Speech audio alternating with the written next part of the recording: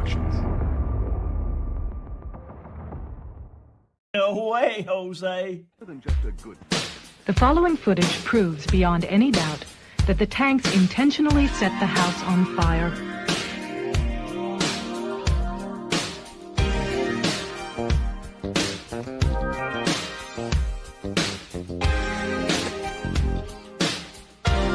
It proves that the Branch Davidians were murdered.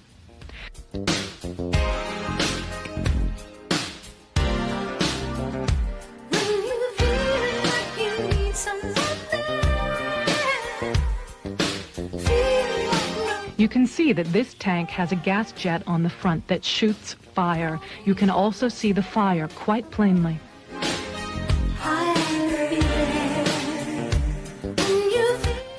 The tank goes into the house twice, and each time as it backs out, the fire at the gas jet is plainly visible.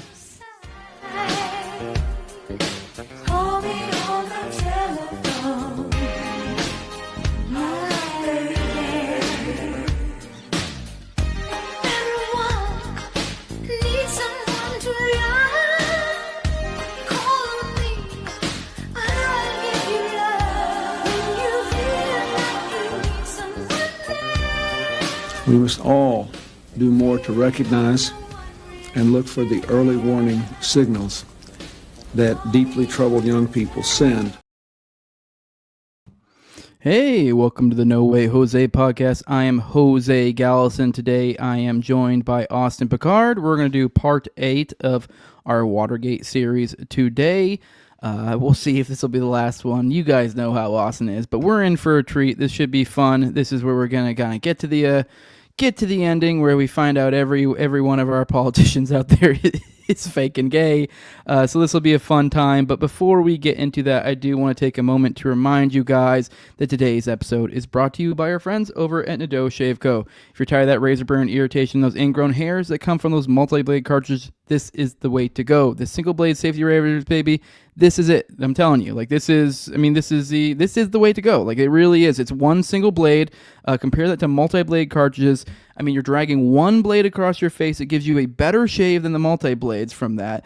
And it's only one razor dragging across your face. So it gives you a better shave, a cleaner shave, smooth as a baby's bottom, and also it's going to make it so it jacks up your face a whole lot less. You're doing a lot less damage to your face. So if you got to shave, do as little damage as you can. And on top of that, this is also going to be way cheaper. It's the economic choice. Is like $75 for the first year. That comes with the razor you see here and a box of 100 of these blades. After that, you're just buying blades. And then on top of that, you get 10% off if you use Jose at checkout. So I mean, it's even cheaper than that. So it is the no-brainer option. If that wasn't enough for you, this company supports your values. I mean, assuming you're watching this show, this is a COVID mandate refusing company. This company was born out refusing the COVID mandate. So go to doshaveco.com, use Jose at checkout, let them know I sent you. I mean, I don't know what you're doing if you're shaving out there and you're not using a single blade safety razor, especially from someone as great as Nadeau. But with that, let's go ahead and get Austin on here and let's get into it. What's up, my friend? How are you doing today? I haven't seen you in so long. Right. I know, man. We have if you only watch these Watergate series, you'd think that. Yeah. Seriously. Yeah, but in reality, we just saw each other a few hours ago. Mm-hmm. Yeah. So. I know. And already there's so much that we have to discuss, at least tomorrow morning. It will be a very interesting conversation. I don't even think on the last Watergate episode, I don't even think you were doing the morning dumps at that point. I think that's how long ago it was. It's been a hot minute. So we put this on the back burner. So for those who were waiting for this, here we are. We kind of left you hanging. We were getting to the point where we were like, oh, we're about to have the big reveal where they're all just gay. And but here we are. We're getting to it now. We're gonna rip these guys out of the closet. So Austin, I'll pass it off to you. I think you had said before we started that probably the best place to kind of jump this off with would be a bio on Douglas Cady. So I'll pass it off to you. So let's get into it. All right, buddy. Yeah, honestly, Douglas Cady is so crazy because he's an individual that you can point to that we've discussed a little bit, honestly, at least at a detailed level enough to understand his role was, if you listen to the prior 8 episodes, of course, it's going to be difficult for me to perfectly recall what has been said, but for the most part I kind of remember conceptually where we left off. But I still think it's important to kind of reintroduce certain key figures who play a prominent role in regard to kind of the direction we're going to take here with what I believe really seems to provide the most, at least in my mind, it seems to reinforce every single aspect of the alternative narrative we've sort of laid out in regard to John Dean, personally, of course, who was counsel to the president at the time, this young, very, very, let's say, he was definitely eager to move forward and move up in many ways and kind of like embrace a more powerful role if he possibly could. And the way that he kind of made his bones was from essentially blackmailing and smearing the character of the protest movement at the time, that was opposing the Nixon administration's Vietnam policy. So that's really what kind of spotlighted him in the first place. COINTELPRO, Right. baby. Yeah, and he's an attorney as well, so he kind of provided some sort of knowing Nixon's obviously his career as in law, at least practicing. It's at least important to understand he surrounded himself with many of these individuals who really thought in similar ways, but also understood the legal aspect of how to get away with certain things. And I think that's a huge pivotal part of how you control, just of course understanding that he's attempting to set up this independent intelligence agency, really independent intelligence group within the White House in the first place, to kind of just at least to step out from under the complete control of the apparatus as it was currently constructed at the time. And so another reason why Richard Helms was extremely upset, J. Edgar Hoover, you had the Houston Plan, you had the Maura Radford affair, you had this intelligence scandal. We've discussed a lot of this, where they're attempting to essentially, spy on the Nixon administration and key top officials. And yeah, there was an operation perfectly in place where they're, leaking documents and very, very interesting. But so John Dean, it's important to remember the fact that, of course, he's working with this longtime friend Heidi Reichen to set up the hooker referral pipeline to the DNC for sexual blackmail, using this attorney Phil Mackin-Bailey as an intermediary. And we've discussed that as well, which I think again sets out really the main prominent role of kind of the key motivating factor behind the break-in in the first place, was essentially that John Dean, was attempting to see what first of all, there were blackmail photographs and things of that nature that I believe there's at least a case to be made that even his own wife was potentially implicated as being in some of these photographs due to her direct connection to Heidi Reichen. And she was they were buddies, right, or something. Yeah. Dude, Heidi Reichen was at their wedding. They lived together for a time before she married John Dean, and then Heidi even went with John Dean and his newly married wife at the time to Europe and the UK to essentially really kind of launder money in many ways. They were acting as pay mistresses, and and so yeah, very strange. And again, there's a paperclip kind of tie in to Heidi Reichen in the first place, right? Because due to her familial connections to her father, just like Marita Lorenz is a Nazi SS U-boat captain who, right? So once again, Adol, I forget her name, but it's extremely German. And she was an interpreter as well. So, but they of course shifted that name a little bit after she came to the States. And yeah, she somehow was in the army, which was very strange for women, such as at least that fit her profile specifically. Very strange. And then is that a common thing? Real quick, I mean, not to throw you off. I mean, I haven't heard that being a thing. Is that maybe I've never really looked into German immigrants? Is that a common thing where they would change their last names?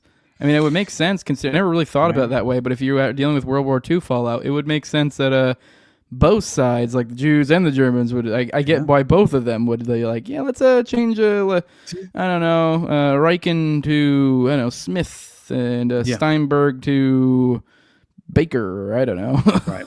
So like, yeah, I don't know. I'm just I don't know. I just didn't know if it was a regular thing. If it is, it's like, okay, I guess that makes sense. If it's not, then I guess this does stand out more. But I guess now thinking about it more, I'm like, I feel like that probably was pretty common.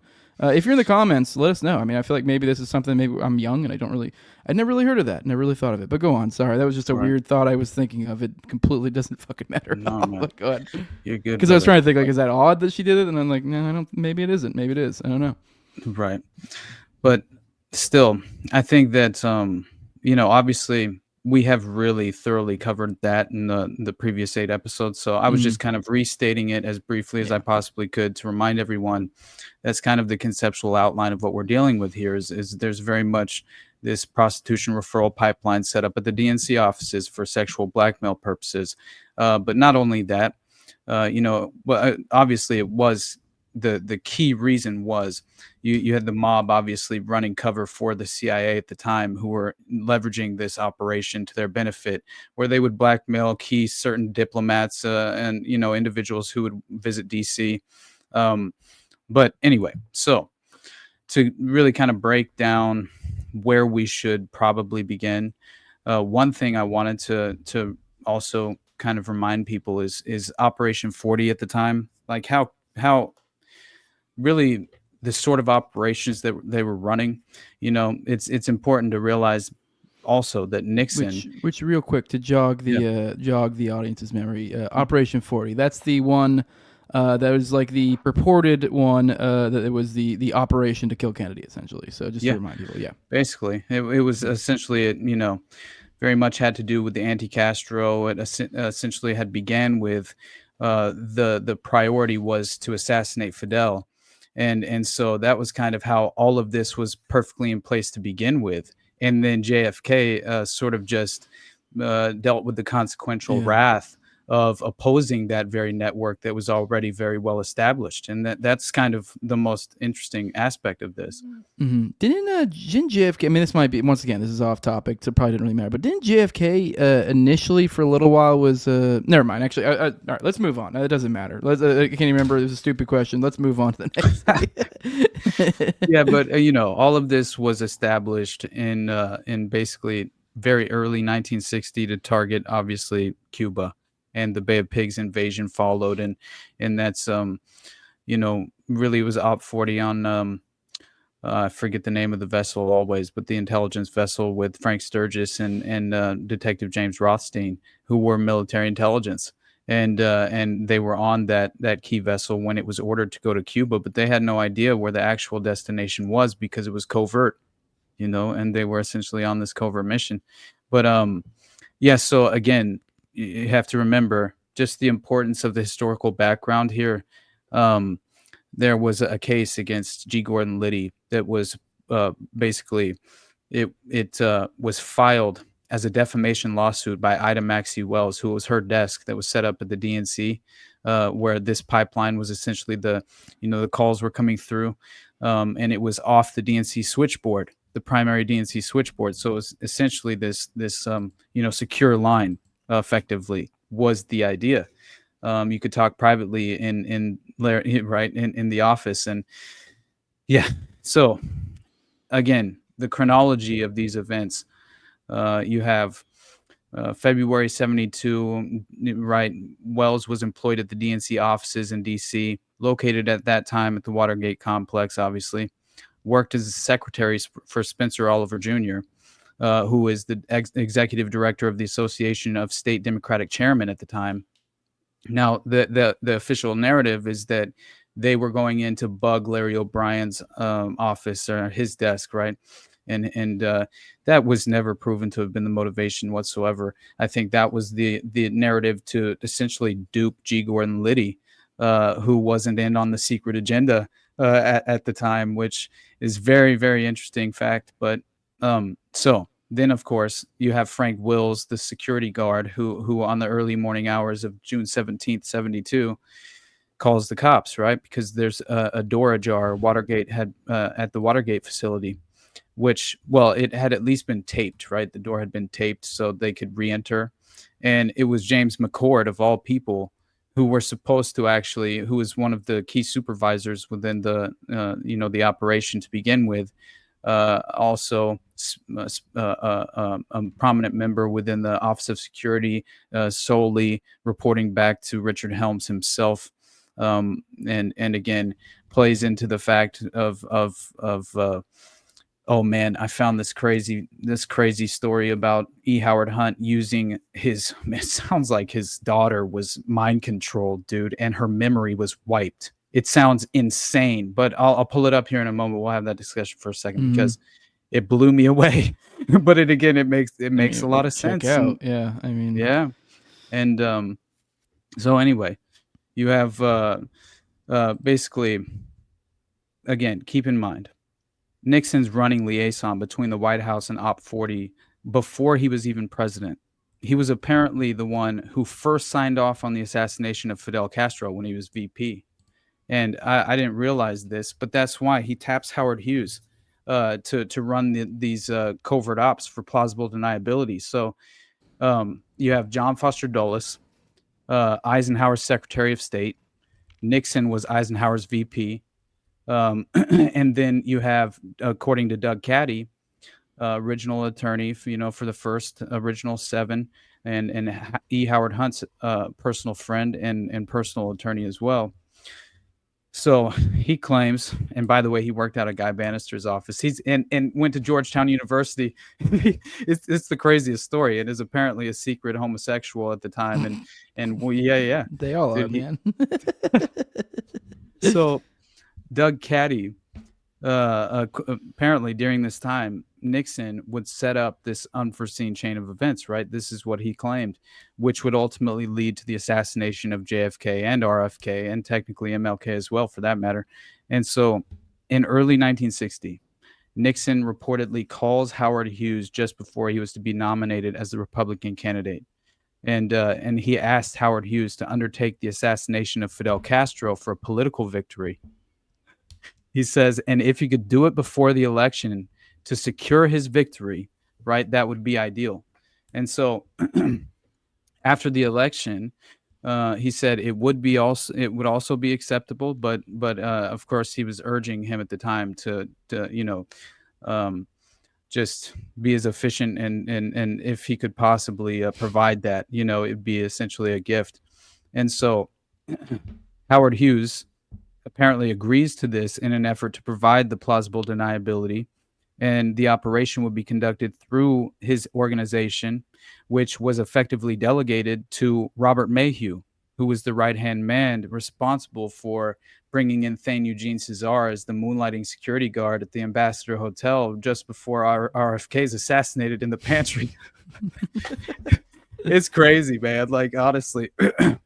So Mayhew obviously recruits these organized crime members, and Caddy claims the CIA was already on board with this hand in hand with organized crime syndicates, and especially Meyer Lansky and these specific networks. But the Cubans were already being actively recruited at this time, and so Nixon was obviously not elected, but the foundation and groundwork for this operation had been effectively laid. So the training to assassinate Castro had very much begun, and so the question I was going to ask earlier, then I realized was kind of dumb, and I guess not so much a question as thinking out loud. You might not have answered to it, but I'm pretty sure, if I recall correctly, I think when JFK kind of around the time he took office, he did kind of initially sort of go along with CIA's plans to do things along the lines of with Castro and such. And I think it was later that the implication is that he had a change of heart, if I recall correctly. I might be wrong. Tell me if I'm wrong, if you know for sure. He had a dialogue with him, and also he was unaware of the scope. He didn't quite grasp the scope of the covert So when you operation. mentioned that they were put into place the infrastructure already, it was like, it just like it reminded me like, because you look back and I'm like, I do think, Kennedy, if I recall correctly, initially was kind of yeah, going along with some, oh yeah, maybe do this, do that, like some of the more sinister stuff, and then I think he started pulling back. But I might be wrong. Anyone out there that's knows, correct me. But that's from my recollection. So I was like, oof. I was just thinking about it. I was like, man, he kind of built his own death trap.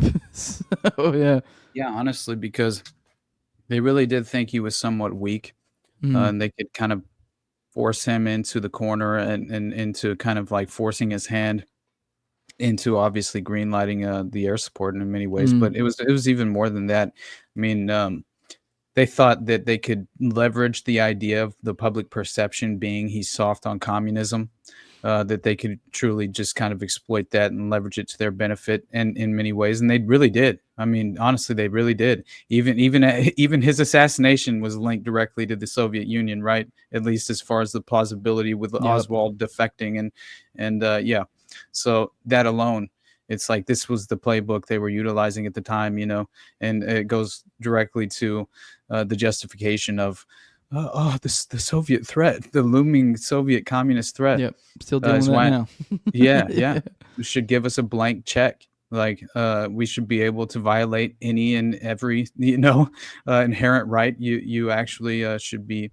Yeah. Anyway, that doesn't matter. But the point being that unbeknownst to the Kennedy brothers as they assume office, this secret program and covert operation, which had been set up under Nixon, continued on for over a year before they even became aware of this, which that alone is very startling to me. And so they had no idea that there were these clandestine training camps all throughout Florida and Louisiana, using teams originally set up under Nixon orders, right, through Howard Hughes and his organization. Yeah, I forgot we had talked about this in the morning show a while ago. The Cubans that were training in the Everglades, right? Yeah, it was just like, dude, what the hell? Exactly. Meanwhile, David Ferry's taking all the boys in the CAP and the Civil Air Patrol over to Cuba for fucking covert ops, right?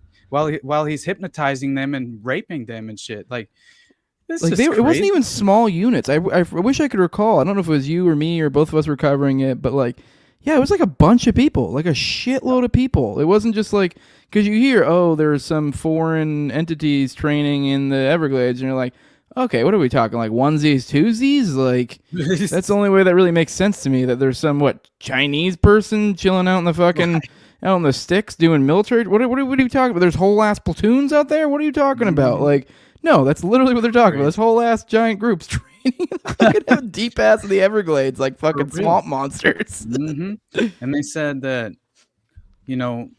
apparently, I mean, obviously, you think of, my mind goes to the Hand of Death cult and Henry Lee Lucas claiming the exact same situation was taking place, where they were being trained in how to, successfully abduct children and right, these strange murdering techniques and just all these different effective tools that they could utilize to create this.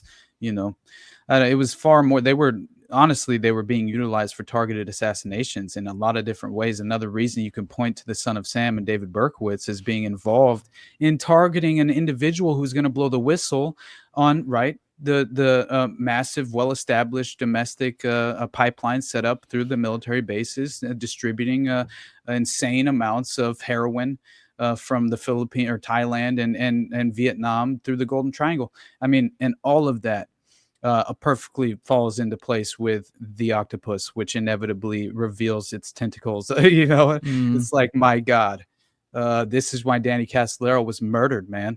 He saw what this was. He connected that shit. Yeah. I think he found the right names, and he was putting those pieces together in a way that was a little bit too accurate and over the target. And unfortunately, man, what happens when you swim with spooks and you surround yourselves with sources like this? I don't know what to say, man. You know what I mean? Like, it's almost like you welcome in the beast, right? In a way. And that doesn't mean, I mean, we should he should be immortalized for his work. You know what I mean? Just what he helped attempt to disclose to us. But my God, the fact that it consistently reveals itself in this way. Again, it's like, this is a perfect example. The Psychic Dictatorship in 1995, authored by Alex Constantine. This reveals what Operation 40 was doing with members like Frank Sturgis and Howard Hunt, and it perfectly embodies like the level of just, man, the overlapping dynamic with organized crime at the time.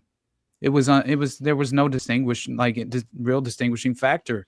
It's just crime. Was, it's just government. That's all it is. Exactly. Like that's the kind of the key thing here. It's like it's especially egregious when it's coming from the entity that that claims the inherent right to the monopoly on violence.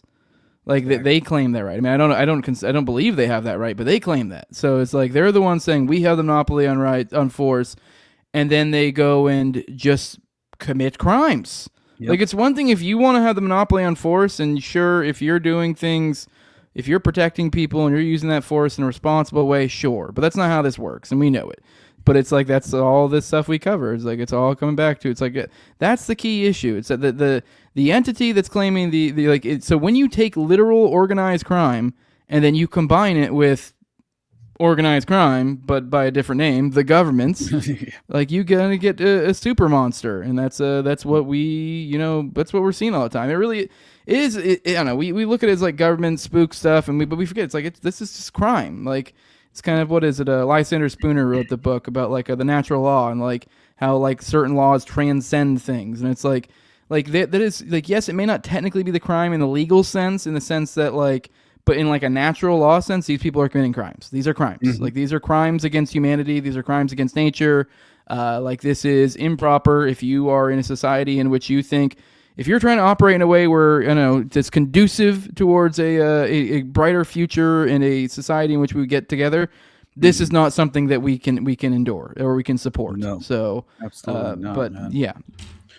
Yeah, and by the way, Joe Kennedy, the Dulles brothers, Kissinger, and Alexander Haig were all confirmed members of the Pilgrim Society and the Anglo-American establishment, who, by the way, really should be, I believe they should be considered to be the group primarily responsible for the 24-hour news cycle, the demoralization of the American people, just honestly the global population at large, really.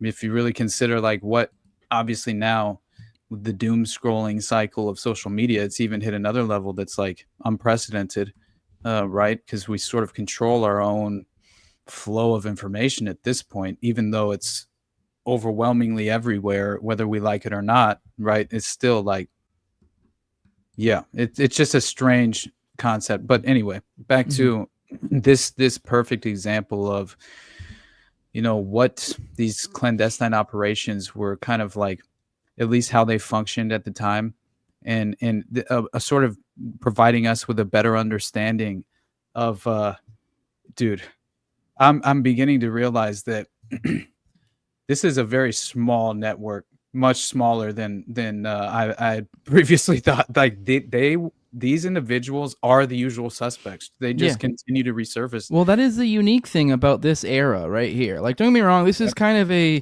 ever-present concept in conspiracy in general, but it is like an extra distinct when we're talking about this time period of spookdom, where like it is like the JFK, the Nixon, like this rough era. Like they're around the Vietnam era, roughly, is when you're like, dude, it was like a very small crew, the regular suspects. It was very. I mean, like hell, how many times the Cubans come up?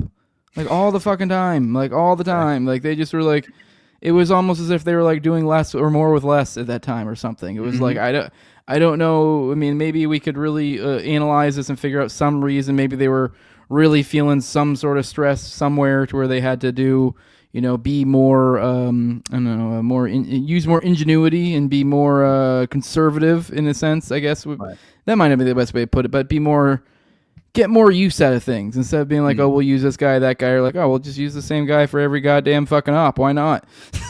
Man, I remember though, Eugenio Martinez, one of the Cubans that broke into, right, and it's interesting because he's the one who provided the story of how they got trapped in the right, trapped in the closet, and E. Howard Hunt's mixing whiskey with his milk because he has stomach ulcers because he's an alcoholic, and he's just like they're stuck in this fucking the Watergate complex in a closet until the next day because It was all a they metaphor. fucked up. Yeah, it's so hilarious, dude. It really is. But Eugenio says that they forced him basically. It was essentially, this is your way to get out, you know, and then they would exploit that as long as humanly possible. And if for any reason you bucked the structure, then you would just be disappeared flat out. That's what Eugenio claimed as he's like flying Cuban exiles in and out, covertly from the country, from Cuba to the U.S. to various other regions. And so yeah, he claimed that he couldn't even with his level of involvement, he was unable to even save his own parents or his own family and even get them out, right? So that was sort of the framework that he was that was how he kind of presented the reality. It seemed almost like they were some sort of prioritized slave in a way, man. I mean, it's like they were providing something covertly. Obviously, they had a decent life because they were making at least a legitimate pay. But you know what else? A lot of them truly, like Bernard Barker and Eugenio, like they thought Howard Hunt, and I forget what his code name was that they believed that they knew him by. But They they thought admired him. Is that where you're they getting at, admired right? the shit out of him. Yeah, exactly. That is. I've picked up that vibe from these guys. That it was of the Cubans. It did seem to be that they were like kind of I don't know if like they just got really sucked into it. I mean, they did have a. I mean, don't get me wrong. Castro's not a good guy. I mean, I don't know enough about the history of Cuba, but like us being like, yo, I'm not cool with the idea of our spooks trying to kill him or do all this crazy stuff in Cuba. That's not an endorsement of him. He was pretty fucking awful. So like, oh, for sure. So like I can totally get why a lot of Cubans hate him. Hell, there's still a strong sentiment of American Cubans that fucking hate Castro. And so it's like, so I understand like why. I mean, at that time too, I'm sure that was the case. So it makes sense that you would get a ton of loyalty. They would go to a being monument every fucking year. They would meet at a monument and basically like, it represented this conflict within Cuba and obviously opposed Fidel Castro and his regime.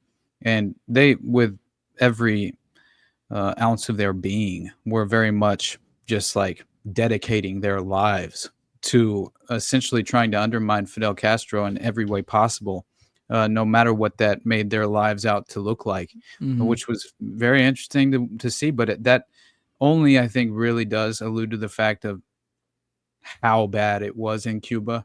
It's not only due to Fidel Castro alone. Obviously, there are many different factors playing into that plight, but still, right? It's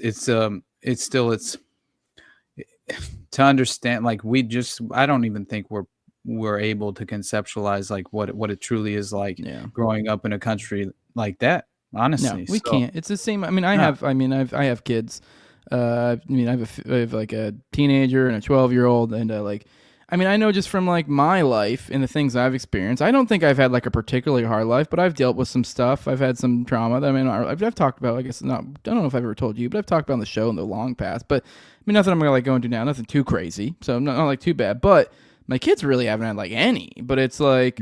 And then I'm seeing them grow up. I've seen how they react to some stuff, and it's clearly, I know it's always the thing of like, back in my day, and it's kind of true though, because it's like, I do think to some extent things get better, and it's like my kids have experienced far less trauma, but I see them when something small happens, it's a much bigger deal. Whereas, so it's like they're less resilient in a way because they've had a much better no real trauma in their upbringing. And the same thing's true for my mom. My mom and my dad both. I mean, particularly my mom had a much more traumatic childhood than I had. And I'm sure if I asked my grandma about her childhood, it'd be the same thing. To where like it's just so I'm sure my grandma saw my mom's traumatic childhood and thought she was being Yeah. Oh no, like I had way more traumatic. So it's Generational like, curse, man. yeah, Yeah. I feel like we're unable to, like, there you is just some can't even degree. grasp it. Like I can't even Yeah, really wrap my head around like my mom's trauma, let exactly. alone my grandma's trauma, let alone a Cuban's fucking trauma. Yeah, You know? no shit. Yeah. Or a Haitian. I mean, Yeah. my God, like, but anyway, the point here that I really wanted to prioritize was mainly that you have this assassination take place, which perfectly, as I said before, embodies what Operation 40, what their goal set really, as far as, again, this just like, if you could put it into parallel perfectly with what was happening with JFK. Yeah, kids today are spoiled rotten. What's up, Jack Burton? But Hey, make one, then you can contribute to this conversation, Austin. Get on it. oh, you mother. All right, all right. Oh, you, hey man, what are you, Let's- Douglas Murray, you motherfucker? Yeah. It's basically the same logic. You Yeah, I guess so. bastard. Yeah, I was just being No, silly. no, I'm I just telling get you, it, go bro. make babies. I really do get it, yeah, and I Yeah. should, and I really want to, and I will. But Yeah. here's so here's the point that I've been trying to make for the last. we, like, we got to get on Rogan first, and then we'll talk about me and you making some butt babies. All right. fucking I'm idiot. just joking. Me and Austin are both married men. Right. Like, Oh God.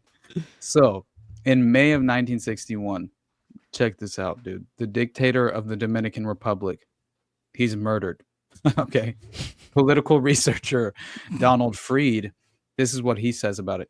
Documents would indicate that President Kennedy learned of the plan to kill Trujillo, I believe is how you pronounce it, only after the debacle of the Cuban invasion in April of 61. Kennedy's advisor, oh, he's Richard fucking Goodwin, pissed. I remember this. Yeah. Go on. ordered the CIA to not supply weapons for the dictator's assassination. Nonetheless, on May 30th, 61, Trujillo was ambushed and gunned down with carbines furnished by Langley. Among those on the CIA payroll and the death squad detail were E. Howard Hunt and Frank Sturgis. Dude, these motherfuckers were in Dallas, man. I'm just saying, like, it's so crazy. So Hunt had extensive connections to organized crime, especially the National Syndicate, said to have been run by Seymour Weiss of the Standard Fruit Company, the sponsor of the Guatemalan coup. Does that not sound like, you can take that back to, what was it, the United Fruit? What was it? Yeah, United Fruit Company or something like that. Yes, something like that. You Yeah, remember, though, it was yeah. key within the context of nation building and regime change with Yeah. the old UK empire, aristocracy, and has nothing but connections to organized crime. They were And like the robber barons, but they were really like, let's be real, they were essentially governments. So like that's exactly. So that's what the Yes, and- lefties get all like up about this one, about like, oh Right. look, this is look these companies, and you're like, dude, that's a fucking government, dude. Exactly, It's coming dude. in with force. Yeah.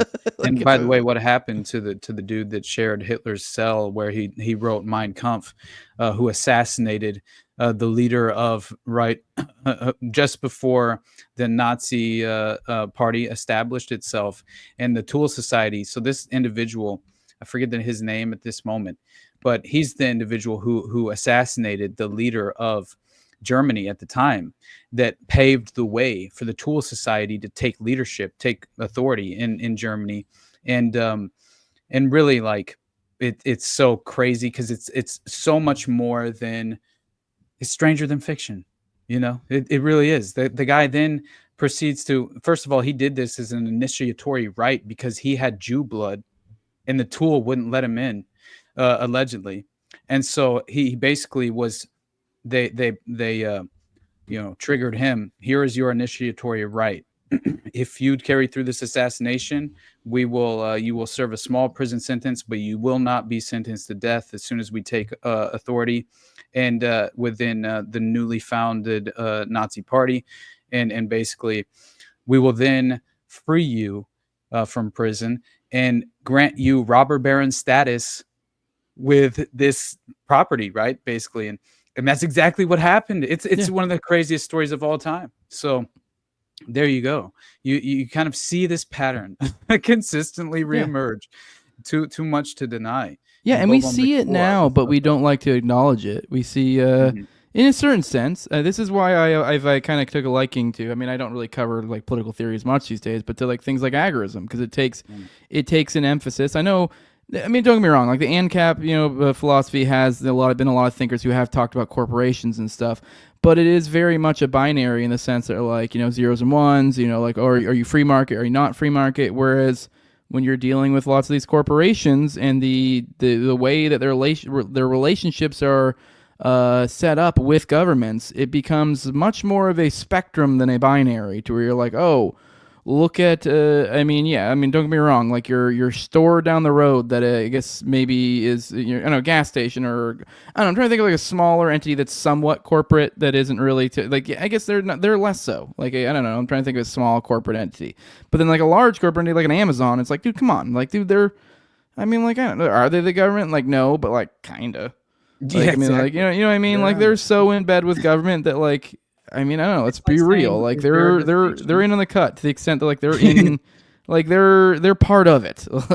Like, in the same way, Elon and fucking and Ellis and all these fucking AI fucks, right, and all these people are government. They're government contractors. They are government. Like, Howard Hughes just seems to have been like one of the originals as far as the first billionaire. What? You think that was by design? Like, come on, you're just obviously. I basically laid out that perfect example with Nixon.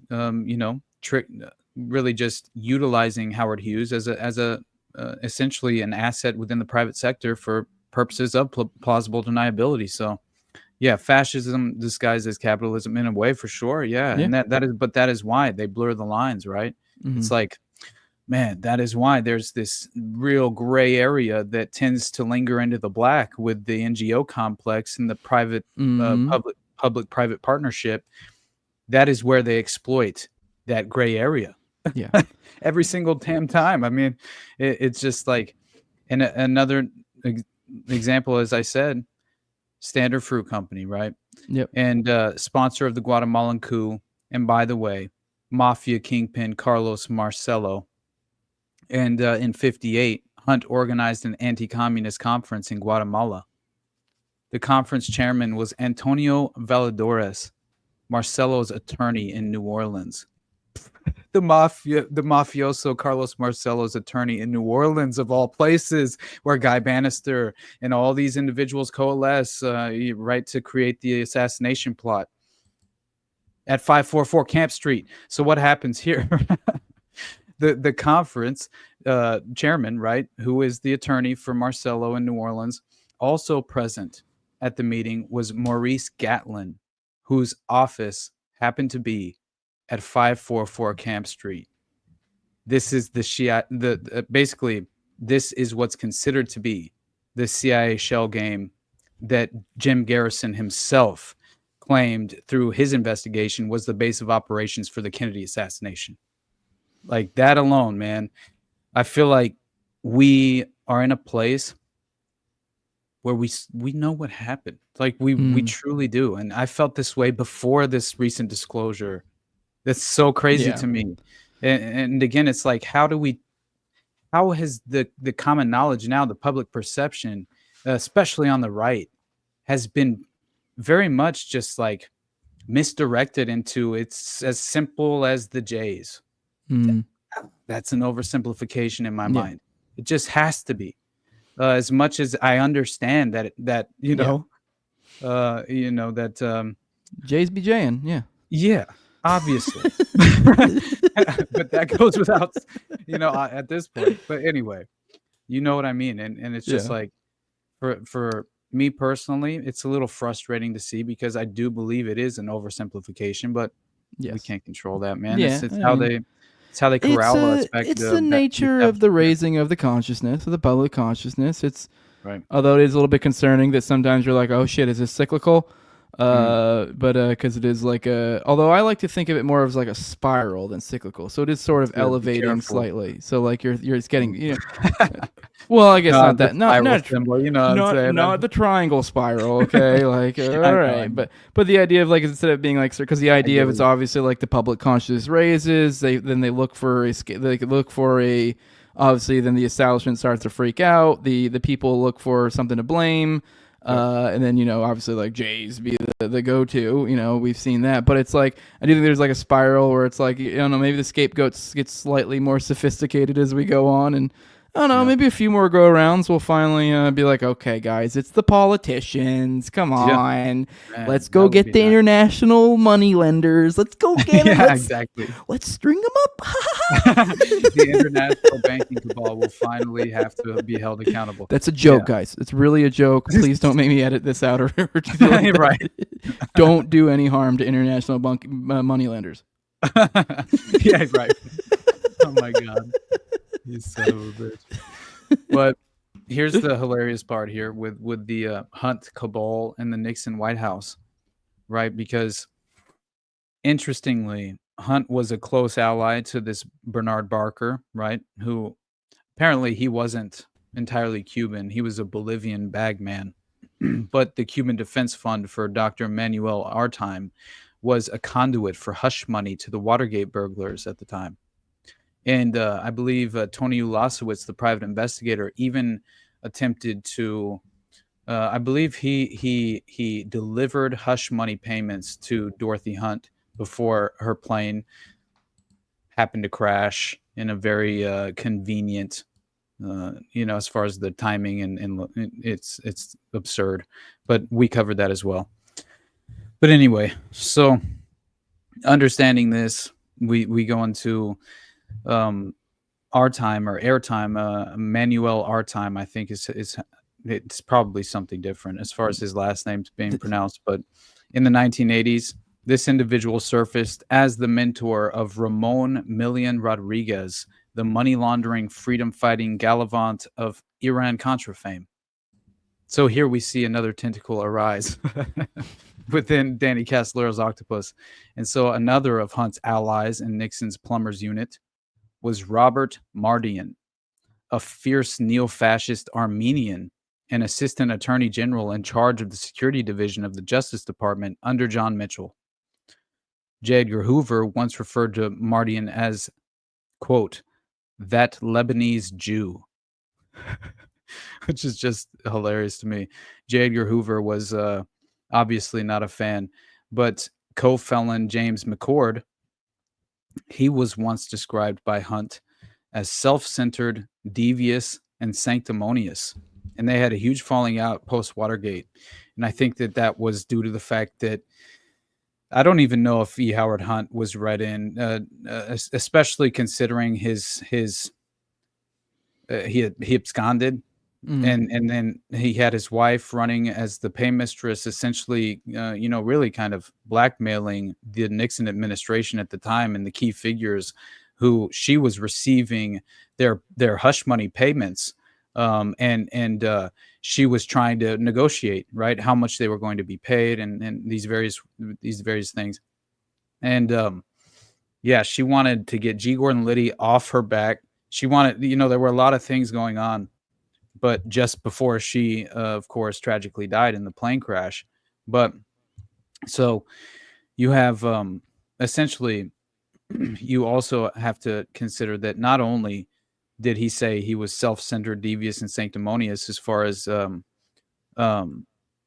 McCord claiming this about Howard Hunt, right? That's how it went. So to me, it's a character assassination that James McCord is attempting to kind of perform in many ways. And I think that there's a reason for that, because he's obviously, I think he was the most read in on the secret agenda and the undermining of the official plan going into the Watergate facility at the time, which is another reason why he kept disappearing.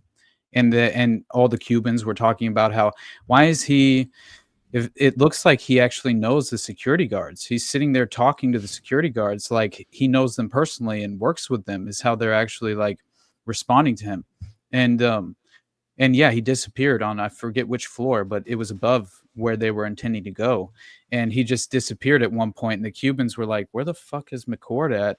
And then all of a sudden, you have the authorities and the police arrive, and they're on their floor, and they're now being accosted and arrested. And you have one of the Cubans at least be strategically, like, operationally sound enough to turn back on the walkie-talkie that McCord specifically before disappearing had told them to turn off, which was their only means of communication with the outside as far as the hotel, the Howard Johnson Hotel, where they had the FBI, Alfred Baldwin III, the former FBI wiretap monitor. He was stationed in a room at the Howard Johnson's motel that only Howard Hunt and McCord were aware of. Another reason why Howard Hunt left early, goes over to the hotel. He says, get all the fucking documents, get everything we have. And he takes it to McCord's residence and allegedly destroys all the evidence at the time. This is right after it goes live. Everybody gets arrested, the original 7. McCord says, everybody shut the fuck up. Howard Hunt's not even there at the time. And neither real quick. Lydia So you're saying a bunch of these people ran off those documents, went and destroyed them, but we have, what was it, Hunt, I believe, that it seems like they set them up for, at the same time. Yeah. No so doubt, it looks like this was supposed to go down differently. Obviously, they were supposed to fall, but do you think the idea was to allow some blackmail or something to be released, but that didn't end up being the case? Because that's what it sounds like is being said, because they got away and got rid of a bunch of stuff. And right. So, yeah. Apparently, the secondary break-in was ordered by John Dean specifically to gather photographs of the sexual blackmail network that he was concerned was implicating his own wife and he himself as well, because of how close in proximity he was to Heidi Reichen and the operation going on, because he was already utilizing that operation, which Richard Helms, the head of the CIA, was aware of, unbeknownst to John Dean. John Dean didn't know that the CIA was actually running the hooker referral pipeline at the Columbia Plaza that was directly set up at the DNC. I think John Dean was just an up-and-comer attempting to make a name for himself in many ways, trying to exploit this pipeline he was well aware of due to the direct association with Heidi Reichen personally. And then had already been utilizing a private investigator to send up to upstate New York to gather more sexual blackmail evidence from other sexual blackmail networks of human compromise, which I was unaware of until I discovered this individual private investigator named Tony Ulasewicz, which ties back into the Chappaquiddick incident with the Kennedys once again. Right. And so we're gonna have to do another episode. Yeah, man. we're gonna have to. I'm realizing this. Well, with that, I mean, dude, we're already at 50 minutes. I mean, I'm not saying we have to end it right now, but I mean, if you, I don't know where you want to get a good pause into it. I mean, this is getting juicy now, but I mean, I don't know where you feel like you're capable of putting a dot in it, not a dot, but you know what I mean. We still have so much that really I could make a few additional points, and then we can tie it off and let's do it. Move. Yeah, all right, sounds good. So it's very interesting to me that, obviously you have this strange, like, reinforcing recycled tactic that we're witnessing play out in regard to, again, that blurring of the lines between intelligence and organized crime. And so you have McCord also describing Hunt as a weakling determined to save himself at all costs, which is another reason why I think Hunt had initially, he had gone with the defense of the CIA defense, right? He was going to claim that it was the CIA who ordered the break-in, right? This is how he was going to maintain his innocence and keep from serving any real time.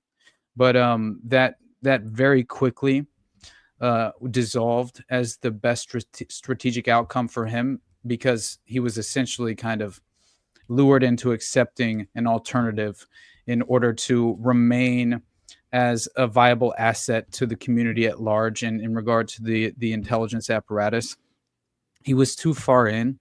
I think what he really basically after this, he was so far overexposed that he essentially just went into retirement and began to psychologically manipulate people through his he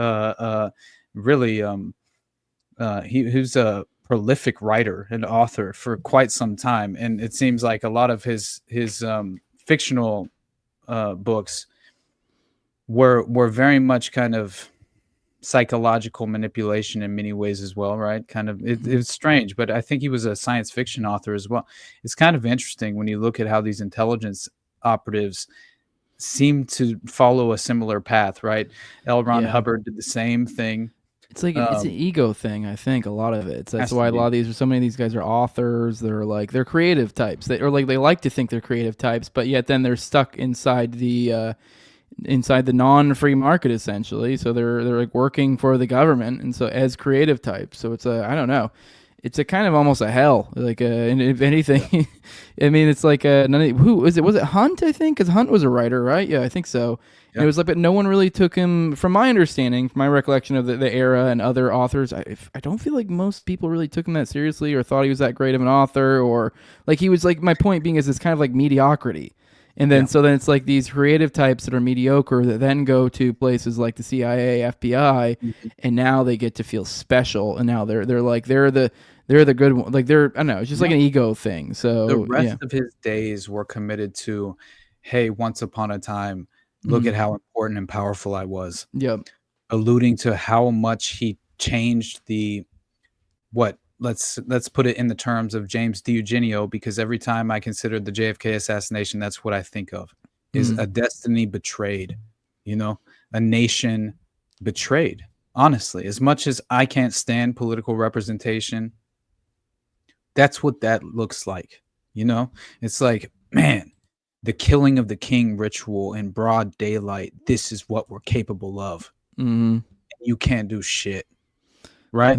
I think that's a great line to end it on right there. That's I mean, unless there's something you really, really want to hit, but like that's a solid fucking drop to end it with. It's fine, buddy. Honestly, killing the king in broad daylight, brother. Yeah. So man, we have far too much to cover, so I'm perfectly fine with that. One of these days, guys, we'll get to doing another series. It'll happen. I have attempted to stop bringing anything new to the table so we could get to a final conclusion. But I keep on covering it all. Well, luckily, Bobo seems happy about it. He says, I'm happy you guys got to another Watergate video. I've been waiting for this for a while. Well, lucky you. We're going to do another one. Yeah, apparently. But with that, Austin, let them know where they can find you, and I'll see you in the morning. We're gonna me and you. I think so. Yeah, you're gonna be in the morning. Oh yeah, I'll be there. Obviously, this isn't gonna come out for a while, but for the audience, we do obviously, if you're only watching these Watergate episodes, this is news to you. Me and Austin do a weekly or a daily show. It's like Monday through Friday.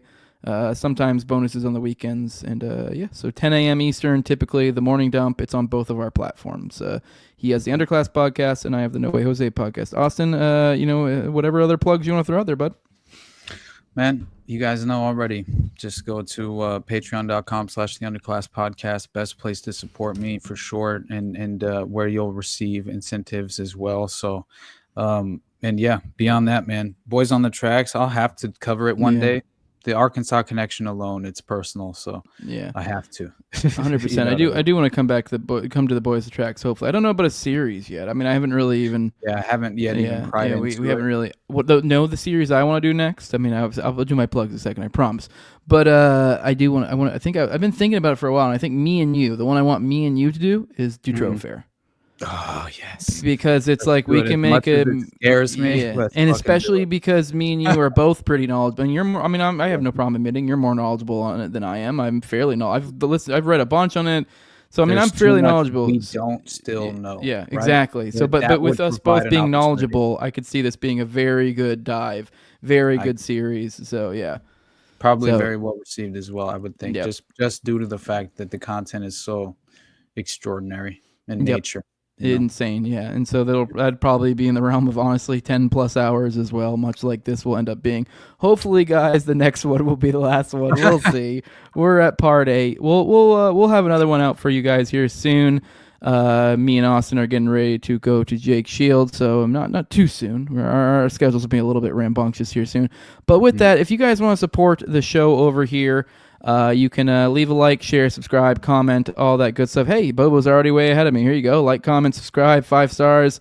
Please, to help Al Gore's rhythm. 5-star. Go leave a 5-star on iTunes and Spotify, all those different places. If you do want to, like directly, support this show, money's the best way to do that. That thing is cash is king, baby. Obviously, if you're not in a place you can do that, please don't. But if you can, hey, please do. But that's patreon.com/nowayjose2020. The lowest level is $2. That gives you access to early episodes like this, which I've been doing more lately. I've been doing more. I'm trying to up it to 2 a week these days, so 1 to 2 behind the paywall. Obviously, you guys know I do a daily show too, but just turn to the paywalled ones, so the ones that come out later. So I'm shooting for 4 behind the paywall at a time now. I'm basically there, and 1 to 2 a week, which I'm basically there too. I mean, I'm about to get thrown off by this Jake Shields appearance, going to throw off my schedule entirely, but we'll get back into it after that. So we'll be here soon. That should be fucked. My schedule's so fucked over here. So fucked. I've been doing the best I can, man. Yeah, I'm telling you, after it's like the problem is once a big thing comes, it's like you got to kind of redirect, because it's like, all right, that's a big. It's like, don't be wrong, our show's important and stuff, but it's like, hey, we gotta move some stuff around. So, but things will get straightened out. We'll get back in a normal rhythm here soon. Me and you both. Absolutely. In the next like probably month, we'll probably be. I think we'll probably be back in our rhythm and just regularly and just fucking killing it, dude. We're in a good space right now. I'm digging it. But those who want to support, like I said, that you get the early episodes at the $2 level. You also get the ad-free RSS feed, and you also get the video chat function for me and Austin's weekly live call-in show, which is already dead, which is on Tuesdays at 9:30 p.m. Eastern.